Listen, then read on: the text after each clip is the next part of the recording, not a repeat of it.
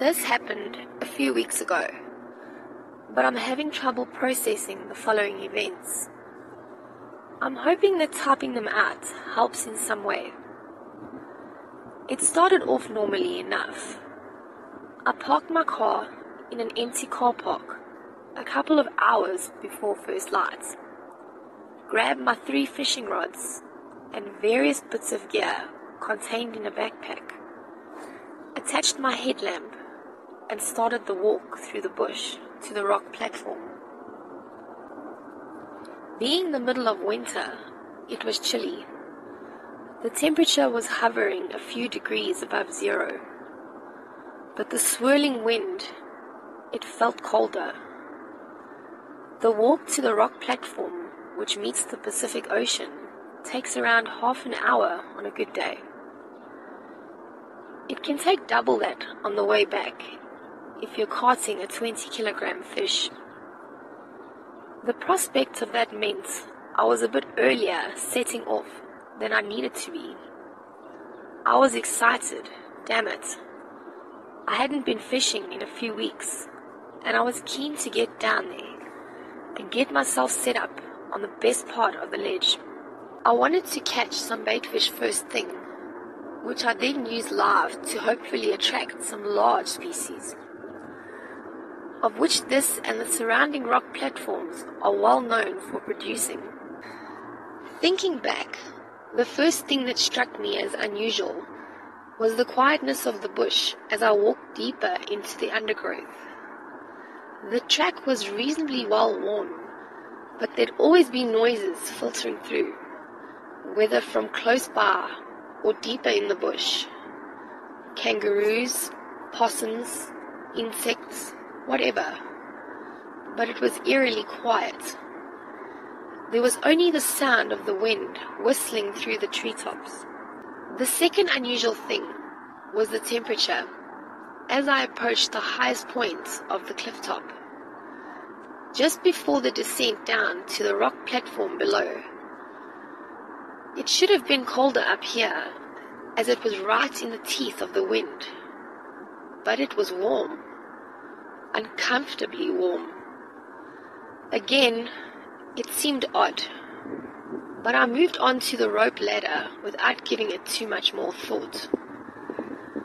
I could see down to the ocean from this point, and it looked like a black milk beneath the silver of the moon that was peeking through low rolling clouds. The descent down the rope took a few minutes, but I'd done it dozens of times, and even in the dark, it wasn't a problem. When I got to the bottom, I was happy to see that I was first there, but I was instantly distracted. I could hear a slapping, which sounded like waves slapping against the hull of a boat, but I couldn't see any boats in the water. It would be madness for anyone to be in that proximity to the platform, with no lights anyway.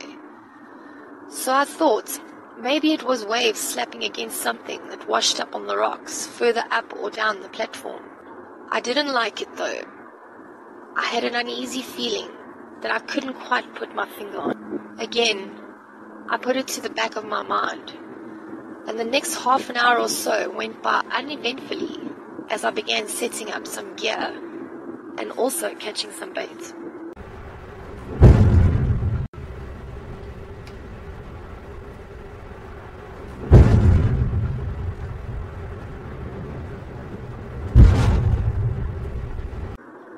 It was louder now.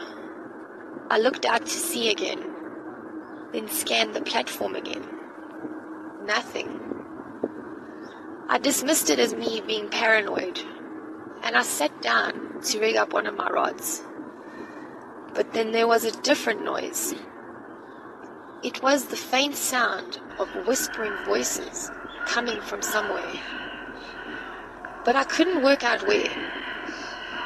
I stood up again and shone my headlamp across both ends of the platform, but there was nobody there.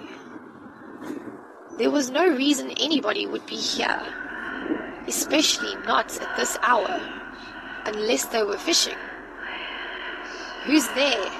I said, my voice firm, but not as firm as I intended. The whispering stopped. I was rattled.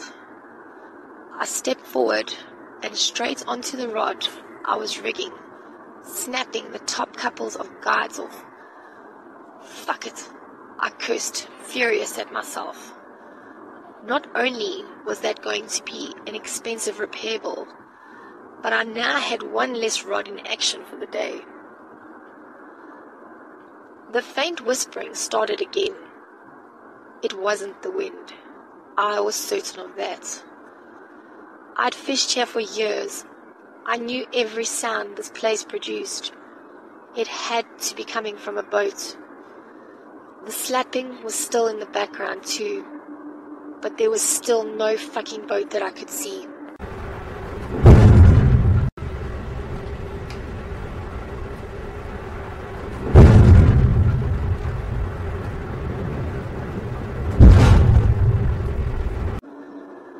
I was now wishing I hadn't arrived so early and was looking forward to someone else coming down the ladder. I tried to put it out of my mind and busied myself by rigging up one of the bait fish I'd caught. I cast it out under a float and set my rod in a holder. It had barely been in the holder for 30 seconds when the line started peeling off my reel. I grabbed it, happy for the distraction and happier at the prospect of an obviously good-sized fish. But the line was angling upwards. It was heading skywards. What the fuck? Did a bird pick up my bait? Suddenly, it was moving way faster than any bird could, and I put my fingers on the spool, not thinking that I hadn't put my fishing gloves on yet. The line still snapped, but my fingers had been burnt pretty badly by the braided fishing line. I was shaking. Nothing this morning was throwing at me was making sense. Then I heard a flapping and then a thumping. I swirled around and shone my headlamp. I saw that the rope ladder that joined the platform to the top of the cliff was laying at the bottom of the cliff in a heap. I didn't know where to look. The whispering became louder, getting closer. I could almost make out some of the words. I didn't know where to look. The whispering was becoming louder, getting closer. I could almost make out some of the words. I grabbed my knife from the sheath around my calf and held it up to my still unseen enemy. "Show yourself," I shouted. There was terror in my voice now. Suddenly, a rushing warmth overwhelmed me, and my headlamp was reflected back into my eyes, like I was surrounded by glass. I fell backwards. The knife jolted from my hand. I shielded my eyes from the intense brightness as the pleasant warmth enveloped my body. I wondered if I was dying or if I was already dead. It didn't hurt. I was instantly at peace. I let it overtake me. I woke up in the hospital. My parents and my best friend were beside me. They explained that an anonymous caller had alerted the authorities to the fact that I was in the water. A rescue helicopter had plucked me out and flown me to safety. I had some minor injuries and a mild case of hypothermia. I was lucky to be alive, apparently, considering the circumstances.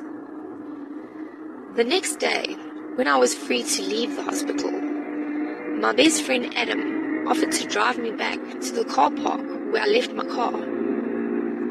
"What's that behind your ear?" he asked, looking at me strangely as we got into his car. "What?" I asked, waiting for the punchline. but he was silent. He pointed at the spot shadowed by my right earlobe. I pulled the rearview mirror towards me and shuffled up, pulling my earlobe back to see 4 small dots, 3 in the shape of a triangle, and 1 more dot above the highest point of the triangle. I tried to rub it off, assuming it had to be there from the hospital. Maybe some wires had been stuck to me there, or something. It wouldn't come off. I put saliva on my fingers and scratched at it with my nails until my skin was red. It was like a tattoo. I called the number of the doctor who had been looking after me and had given me her card in the hospital. I asked her what was it, and she told me in no certain terms that it was nothing to do with the hospital. She sounded concerned and urged me to call one of the hospital psychologists, whom she'd also given me a card for. I thanked her and put my phone down. Adam looked worried, but he didn't speak. Neither did I.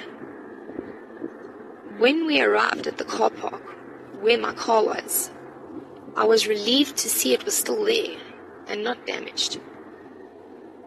"Are you all right, mate?" Adam asked, concern still in his eyes. Yeah, I'm fine," I lied. "Why don't you come over to my place tonight? The missus is cooking today, so there'll be a heap of food," Adam offered. He was old school. He wasn't going to press the issue. I appreciated that. "Thanks for the lift, mate. Maybe I'll see you later," I said, shaking his hand before I got out of the car. I could hear Adam's car exiting the car park as I took the spare key out that my parents had brought to the hospital out of my pocket. I was glad that they'd thought of that, as all of my other keys were in my pocket when I hit the water.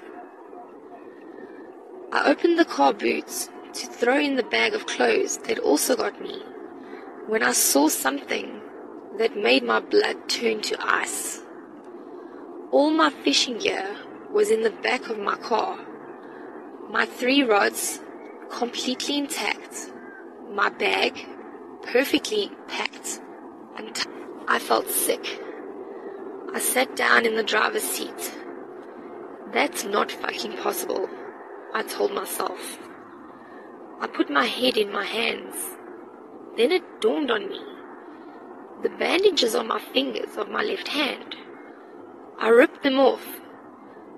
Then the blood-soaked gauze. I examined the damage to my flesh. It was unmistakable. It was a burn caused by braided fishing line.